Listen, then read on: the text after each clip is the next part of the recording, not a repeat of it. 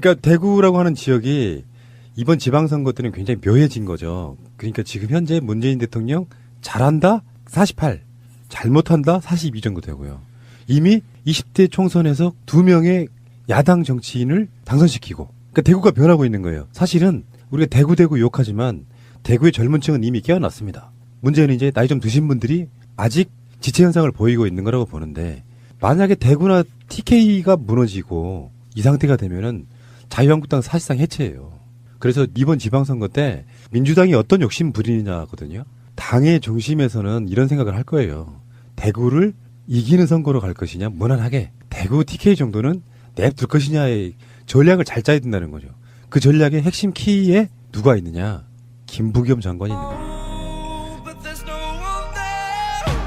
이 시간에는요, 지방선거에서의 TK 이야기를 좀 해볼게요. 지금 우리가 다른 방송에서도 이야기를 했잖아요. 박근혜 이명박의 정치적 고향인 TK이기 때문에 재판 결과 또는 뭐 이명박의 수사만 좀 덜컹해도 지지율이 살짝 움직이더라. 그러니까 아직도 대구 지역은 박근혜 탄핵 이전의 마인드를 갖고 계시는 분들이 꽤 많은 지역이다 보니까 사실은 더불어민주당 입장에서는 영토 확장 개념으로 대구 경북에서 뭔가 좋은 성적이 나면 좋겠지만 자유한국당하고 바른정당한테는 자기들의 생명줄이 걸려있는 지역이기도 하거든요. 그래서 이 삼국지가 묘해지는 느낌이 있다는 거죠.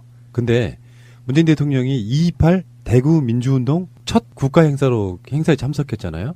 거기에 유승민은 오고 홍준표는 안 갔습니다. 여유롭네요. 홍준표는 아마 그거 같아요. 내가 대구 내려가면 지지율 떨어지니까. 홍준표가 대구만 갔다 가면 자유한국당 지지율이 떨어지더라. 혹시 건방진 여유로움 아닐까요? 부끄러운 걸 수도 있어요. 아, 부끄럽. 대구민들 입장에서는 자기들이 지금까지 지지해왔던 정당의 대표가 저런 잘하는 게 부끄러울 수도 있어요.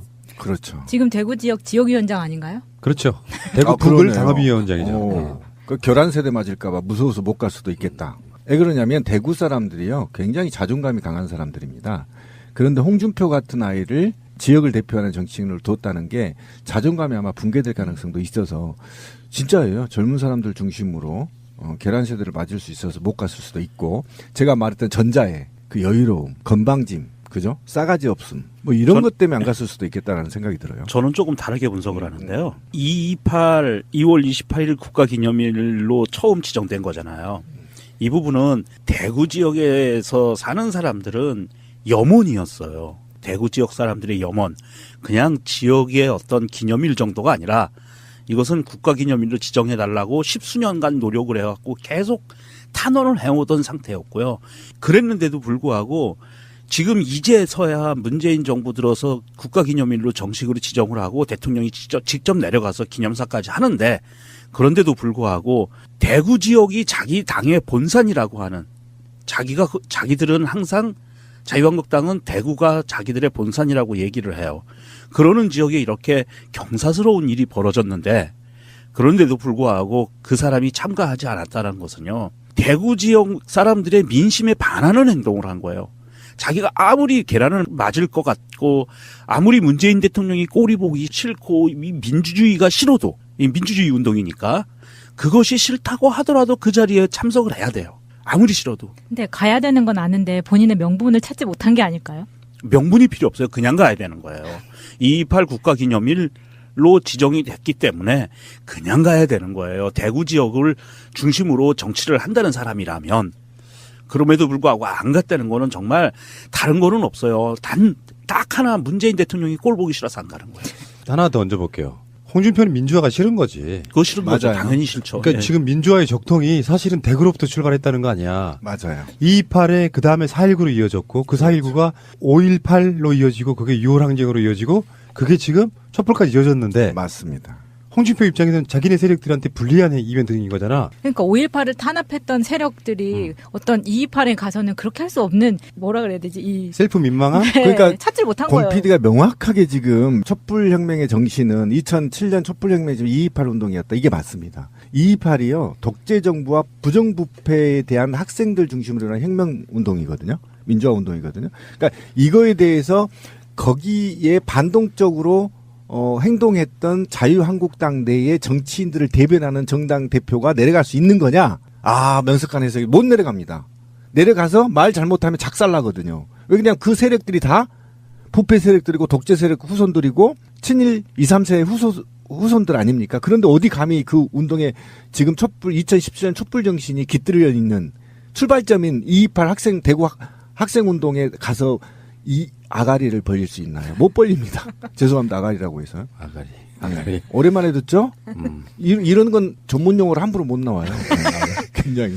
아가리보다 조금 부드러운 표현은 주둥아리가 있고요. 아, 그런가요? 주댕이. 주댕이.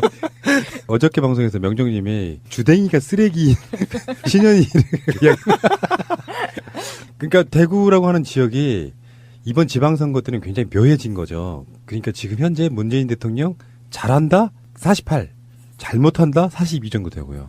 이미 20대 총선에서 2명의 야당 정치인을 당선시키고 그러니까 대구가 변하고 있는 거예요. 사실은 우리가 대구 욕하지만 대구의 젊은 층은 이미 깨어났습니다. 문제는 이제 나이 좀 드신 분들이 아직 지체 현상을 보이고 있는 거라고 보는데 만약에 대구나 TK가 무너지고 이 상태가 되면은 자유한국당 사실상 해체예요.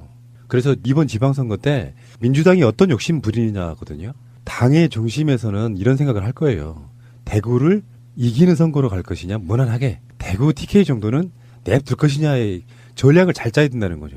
그 전략의 핵심 키에 누가 있느냐? 김부겸 장관이 있는 겁니다. 그러니까 계속해서 김부겸 장관이 여론조사 1위를 달려와요. 막 1년, 2년 되도록. 근데 김부겸 장관은 지금 분위기로는 출마를 안 할 것 같은 분위기다. 그러면 대구 내주는 거예요. 그러니까 문재인 정부에서도 힘이 있고 뭔가 역할을 할 것 같고 아싸리 너무나 괜찮은 정치인이라고 자부심 갖는 사람들은 김부겸은 찍어요. 그런데 그렇지 않은 분들은 찍기가 좀 힘든 부분이 있어서 관행대로 관성대로 찍을 거란 말이에요. 그래서 저는 김부겸 장관의 현재 입장이 좀 안타까운 거예요. 밉다 싫다가 아니고 안타까운 거예요. 김부겸 장관의 입장도 생각을 할 수 있기 때문에 안타까운 거죠. 저는 그래서 제 SNS에서 김부겸 장관이 나가야 된다고 강력하게 지금 촉구를 하고 있는데요. 왜 그러냐면 제가 이제 시민의 눈을 하다 보니까 세상에 있잖아요. TK 지역에 더불어민주당이 그래도 집권 여당이잖아요. 그런데 지역위원회가 없는 게 다수였습니다. 정말 충격이었거든요.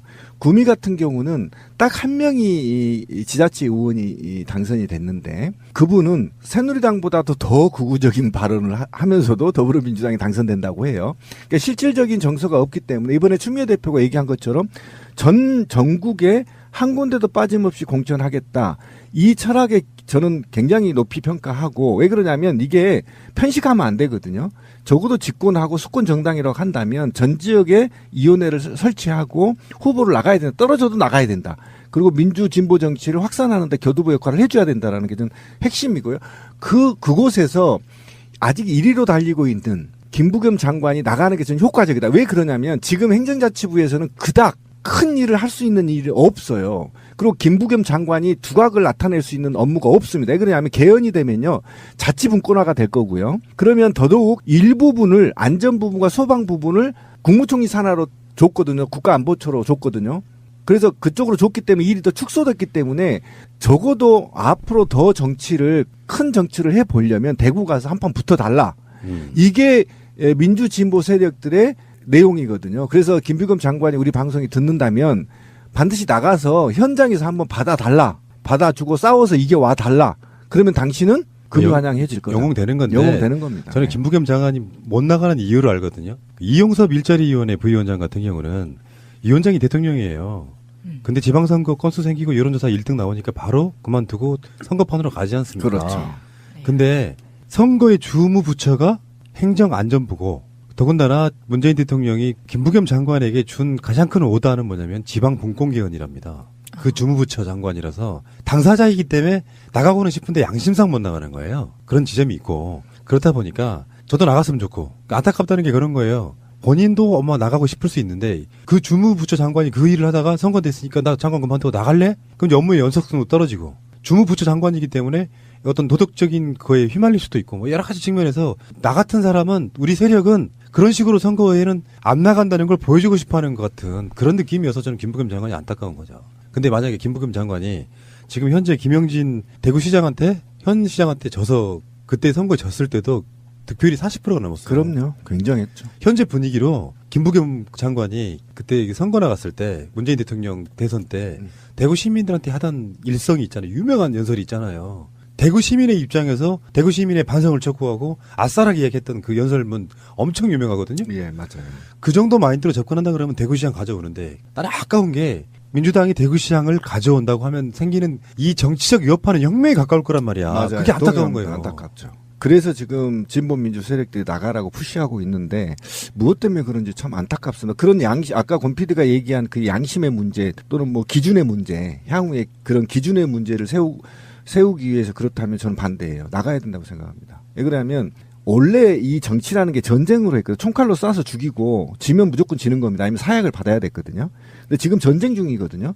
이게 한국을 넘어서 동북아의 평화를 정착할 거냐, 민주 진보 정치를 정착시킬 거냐의 문제에 기로에 서 있어서 이때 무슨 양심이 있고 그렇습니까? 그러니까 민족과 역사와 인류를 위해서라도 대구에 나가라. 나가서 제발 싸워서 이겨와라.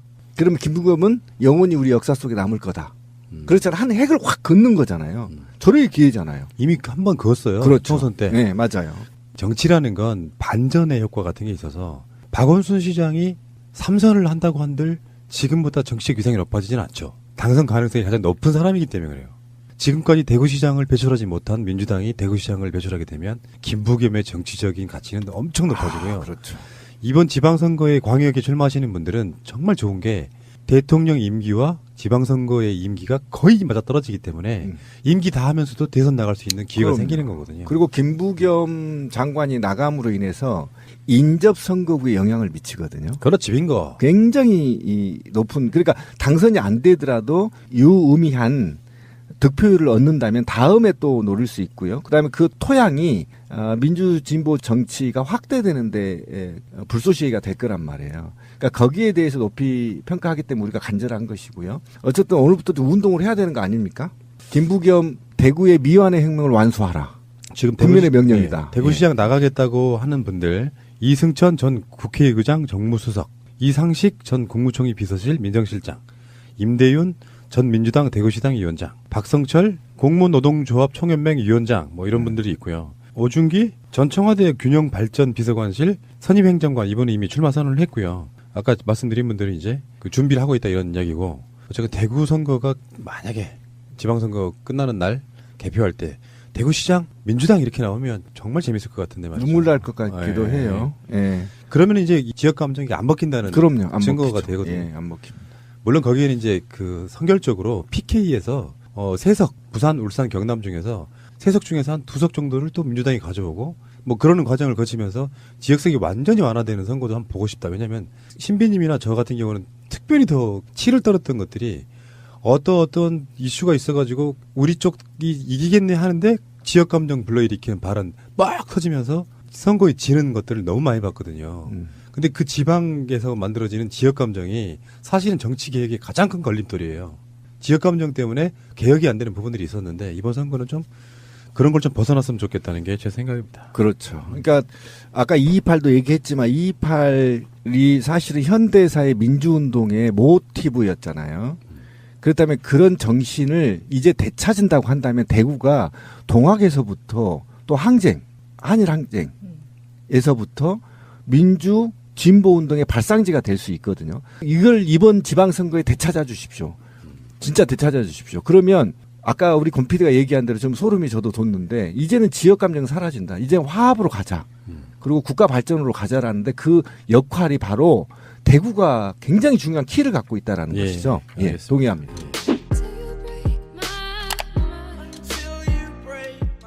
혹시 건방진 여유로움 아닐까요? 부끄러운 걸 수도 있어요. 아, 부끄럽다. 대구민들 입장에서는 자기들이 지금까지 지지해왔던 정당의 대표가 저런 잘하는 게 부끄러울 수도 있어요.